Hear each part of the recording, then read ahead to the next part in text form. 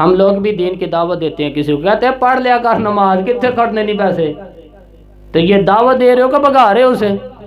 آ جایا کر مسجد، ہوں تو چٹے آ گئے نہیں سارے، وہ بھی کہندا تو اپنی قبریں پہنے تے میں تو جا، اگر تو میری پڑھنی ہے، یہ آپ نے دعوت نہیں دی، یہ تو آپ نے اس کو کہا کبھی نہ آنا، میری طرح دے باندھے نہیں سارے، یہ والا بھائی جب تو اپنے حق میں کسی کو قائل کرتا ہے تو دنائی سے، اور جب دین کے حق میں قائل کرے۔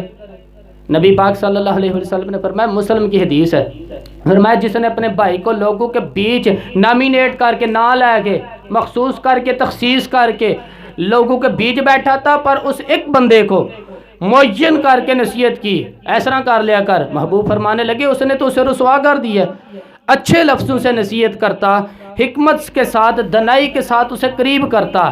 لوگ تھوڑا سا کچھ عرصہ، کچھ بہت چر ہو گیا، کچھ ایک بچہ آگے مسجد میں نماز پڑھنے، اس نے شارٹ بازوں والی نا شرٹ پہنی ہوئی ہے، اتنے بازو والی شارٹ۔ اب مسئلہ شرعی یہ ہے کہ کسی نے کرتا پہنا تو وہ اگر اس کو لپیٹ کے فولڈ کر کے نماز پڑھے تو مکروہ ہے ایسے، لیکن اگر اس کے بازو ہیں ہی چھوٹے تو نماز پڑھ لے، یہ اچھی بات نہیں ہے۔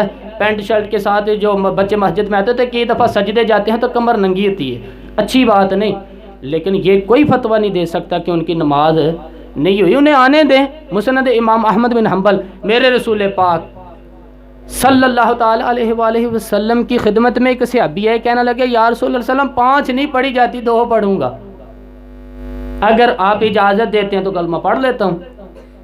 حضور 5 نہیں پڑھی جاتی 2 پڑھوں گا۔ صحابہ کہتے ہیں ہم نے کہا تو نہیں کلمہ پڑھنے آیا، تو پڑھ ہی نہیں سکتا، اس لیے کہ جب تک نماز کی تو گنجائش ہی نہیں، تجھے کیسے ملے گی، تو نہیں پڑھے گا۔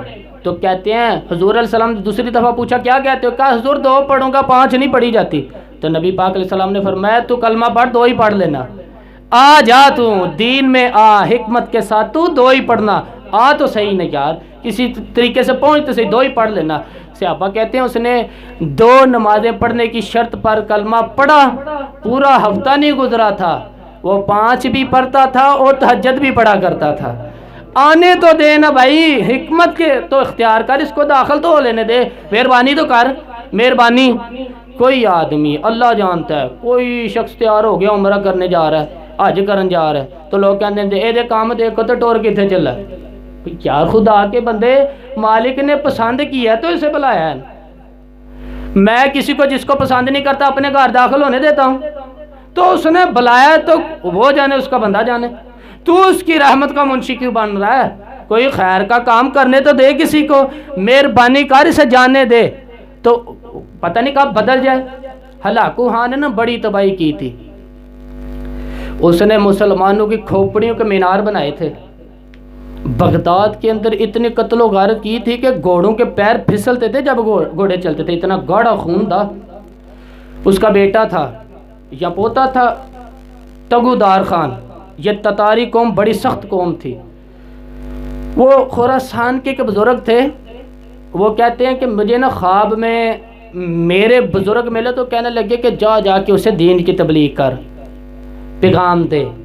بابا جی آئے، سفید داڑھی، 2-3 مرید ساتھ، سفید امامہ، سفید لباس، ہاتھ میں چھڑی پکڑی، نورانی چہرہ۔ تگو دار خان کے پاس جب پہنچے نا تو اس نے کتا رکھا ہوا تھا، ان لوگوں کے بھی اپنے اپنے مزاج ہوتے ہیں نا، کتے سے پیار کر رہا تھا۔ بابا جی آگے کھڑے ہوئے، کہنے لگے بیٹے میں تجھے 2-4 دین کی باتیں کرنی ہے، مجھے تھوڑا سا ٹائم دے۔ خود تشریف لائے بزرگ، اس نے بڑی سخت جملہ کہہ دیا، بڑی سخت، حد کر دی۔ کہنے لگا بابا دین کی تبلیغ کرنے آیا ہے، معاذ اللہ مذاق اڑایا، ٹھٹھا کیا، دین بتائے گا؟